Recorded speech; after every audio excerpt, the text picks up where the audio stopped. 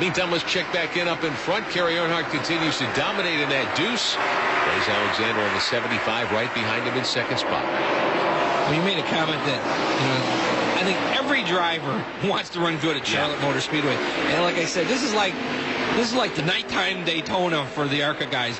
You're in front of all of the Winston Cup people. Everybody in Winston Cup that's anybody is here watching this race. And at night, it just seems to be so much more exciting. Less than 5 laps to go. Here comes Blaise Alexander. Lap traffic coming into play. Alexander to the inside of Earnhardt. He may get by him here. Let's see. Oh, there's contact, and Alexander hard into the wall. Hard hit. Upside down. Earnhardt slides down the racetrack. Sparks flying. Blaise Alexander's machine nosing into the concrete on the outside of the tri-oval here at Lowe's Motor Speedway. And Kerry Earnhardt needs to bail out of that Chevrolet quickly. That DEI car upside down, little fuel flame, it looks like, licking at the car.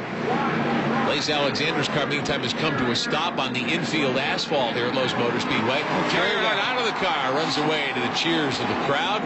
He'll sit on the wall and gather his thoughts, catch his breath, pull his gloves off. Glad to see him out of that race car okay. He got out of that race car quick. I can give him credit. If that was me hanging upside down, I wouldn't know what to do.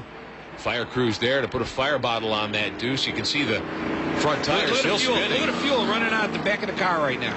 Now, they had just fueled these cars about 20 laps ago, so there's still a decent fuel load in that car. Meantime, Blaise Alexander's machine, an ambulance is there to attend to Blaise. He has not made a move to get out of that car yet. The front of that car heavily damaged here at Lowe's Motor Speedway. There is debris all along the whole front straightaway, from coming off of turn 4 all the way going into turn 1. Battling for the lead with just a couple of laps to go. You're on board with Frank Kimmel now, who's at the head of the pack. The safety car picks up Kimmel.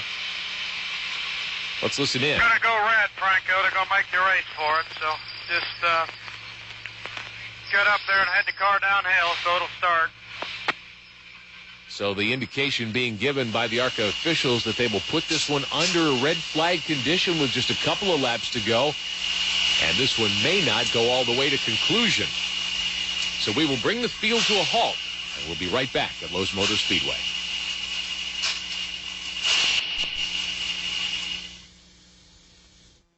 Our coverage of the ARCA RE/MAX Series is being brought to you by RE/MAX. In the race to sell homes, our track record is second to none. RE/MAX, outstanding agents, outstanding results. And by Cornwell Quality Tools. Professional mechanics worldwide choose Cornwell, the official tools of ARCA. Well, the red flag is in the air here at Lowe's Motor Speedway. 4 laps from the conclusion of the Easy Care Service Contracts 100 tonight here on Speed Vision.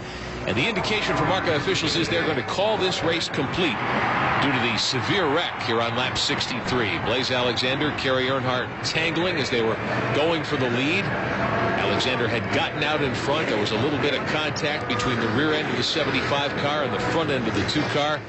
Alexander went hard into the outside wall. Earnhardt went upside down. Earnhardt is okay. They're still attending to Blaise Alexander. Next year marks the 50th anniversary of ARCA. The series started in 1953, and ARCA is making an effort to properly honor and recognize all of its drivers, past and present, celebrating the 50th anniversary next year. If you're a former ARCA competitor, please contact Bob Costanza or ARCA at 734-847-6726 or on the web at arcaracing.com. There is a whole year of celebration being planned for the 50th anniversary of ARCA. Does that mean I'm going to be part of this? We know where you are.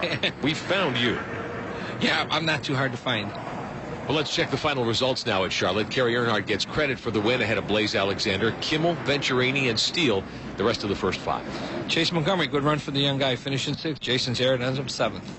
Andy Belmont ahead of Ron Cox, Sedleski 13th, and Benton and Mike Buckley getting credit for 15th. J.R. Robbs ends up 19th. Chuck Weber ended up 18th. Not a bad run for him. Shelby Howard, who had one of our onboard cameras, he had problems in that early wreck, gets credit for 21st ahead of Todd Bauscher, Craig Sarf, Robbie Coward, and Brad Smith. Jeff Falk had a tough weekend, finishes 26th, and here's the rest of the field. Rick Corelli never took the green flag tonight, nor did Kevin Belmont.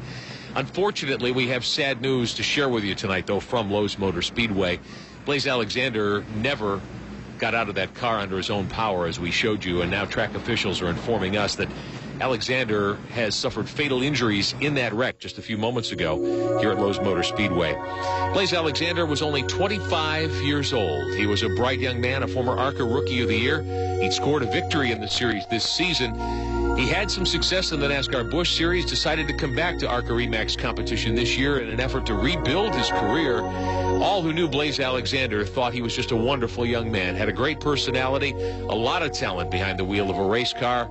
He will be much missed. From Montoursville, Pennsylvania, our condolences to the family and friends of Blaise Alexander.